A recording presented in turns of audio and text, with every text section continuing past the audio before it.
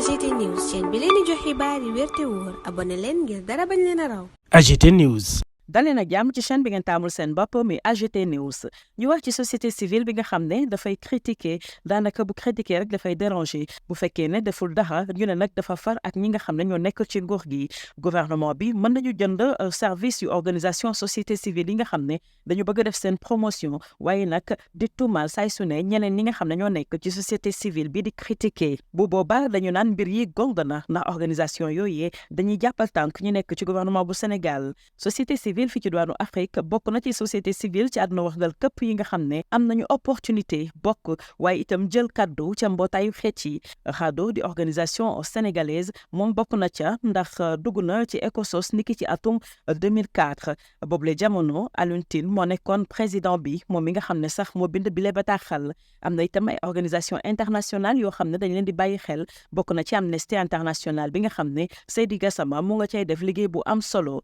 société civile bu Sénégal référence nag fii ci diwaanu Afrique ndaxte dañuy bokk ci li nga xam ne dafa jëm rek ci wàllum socialisation ci droit de l'homme waaye itam di jàppale lépp loo xam ne jëm na ci wàllum démocratie fii ci réewum Sénégal Macky Sall nag mënoon na profité ci loolu ba muy tukki ci juróom-ñaar fukk ak juróomeelu anniversaire bi daal di yóbbu ay ndaw yoo xam ne dañuy taxaw temb bokk ci Amnesty International wala sax ci RADDHO wala bokk ci kuréel bi nga xam ne moom mooy Y'en a marre Africativiste yi wala ay soxna yoo xam ne ràññeeku nañu bu baax a baax ci seen wàll bu ko defee daañu wan ci kanamu réew àdduna gi yëpp ne réewum Sénégal kat société civile bi am na fi taxawaay bu am solo waaye itam da leen di déglu Wade ak Diouf dañ ko daan def président Diouf dafa doon am mbégte di tukki ak waa société civile ndax jàpp na ne dañ koy yokk inspiration waaye itam dina tax ñu daal di weccante ci wàllum expérience ci société civile fii ci réewum Sénégal Wade itam doon na ko def doon jàppale itam bu baax a baax ñi fare ci société civile bi fii ci réewum Sénégal doon leen jox nag kaddu ñu wax seen xalaat ci sommet yi nga xam ne ay njiitu réew yu bari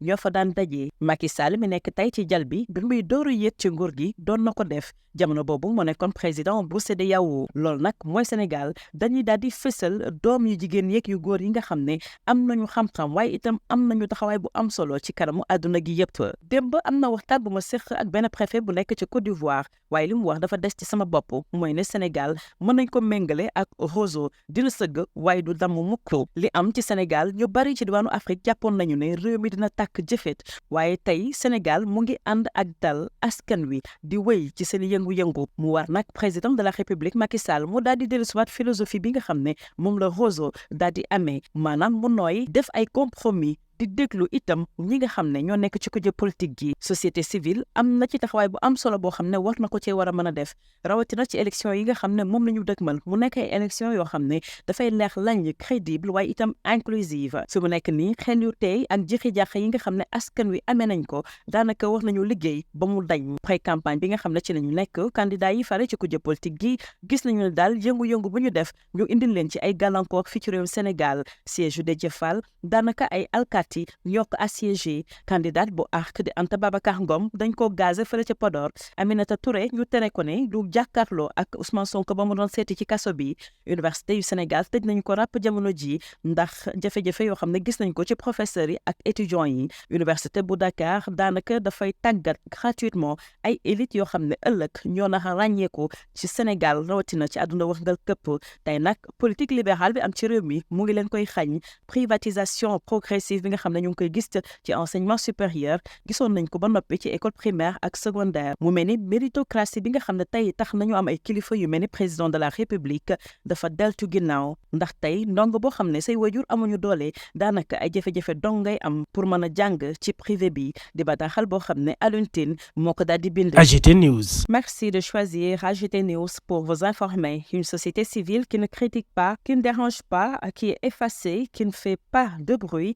laisse indifférents les autorités. Les gouvernements peuvent aussi acheter le service d'organisation de la société civile qui font leur promotion ou qui discréditent les sociétés civiles critiques qui dénoncent les dérives des autorités. On les appelle Congo, des organisations véritablement gouvernementales. Parmi les rares organisations de la société civile africaine qui ont l'opportunité de prendre la parole à l'ONU, il y a la RADDHO, organisation sénégalaise, membre de l'ECOSOC depuis 2004. J'étais président de la RADDHO. Parmi les organisations internationales écoutées, il y a Amnesty International. Sa figure de proue au Sénégal, c'est Seydi Gassama. La société civile sénégalaise est une référence en Afrique du fait de sa contribution à la socialisation des droits de l'homme et au développement de la démocratie au Sénégal. L'événement aurait été pour le président Macky Sall de voyager à l'occasion du 75e anniversaire avec des jeunes défenseurs ou défenseuses d'Amnesty International, de la RADDHO, de Y'en a marre,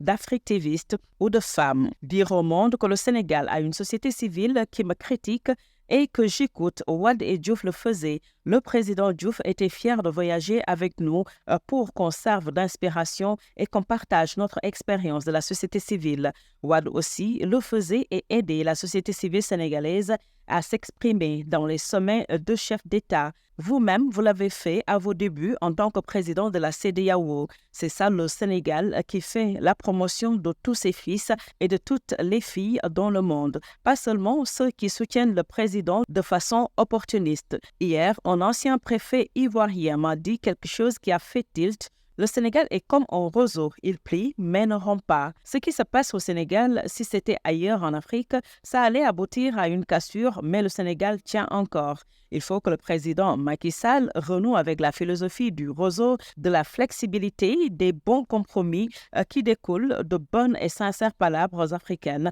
avec l'opposition, la société civile pour un consensus national pour une élection transparente, crédible et inclusive. Il faut lever les incertitudes et les confusions qui planent encore sur les élections. Une pré-campagne où les candidats de l'opposition subissent toutes les peines du monde à circuler dans le pays. Le siège de Déthié Fall a siégé hier par les forces de défense et de sécurité et la candidate de l'ARC Anta Babacar Ngom gazée à Podor. Aminata Touré interdite de visiter Sonko. L'université fermée pour des raisons liées à la fonction critique des profs et étudiants. L'université de Dakar, qui a formé gratuitement les élites, est aujourd'hui menacée par les politiques libérales qui privilégient la privatisation progressive de l'enseignement supérieur après la privatisation de l'école primaire et secondaire. Adieu la méritocratie sénégalaise qui a permis d'avoir un président de la République formé à l'école publique et dont les parents n'auraient jamais pu payer les études dans le privé. Signé Alioune Tine.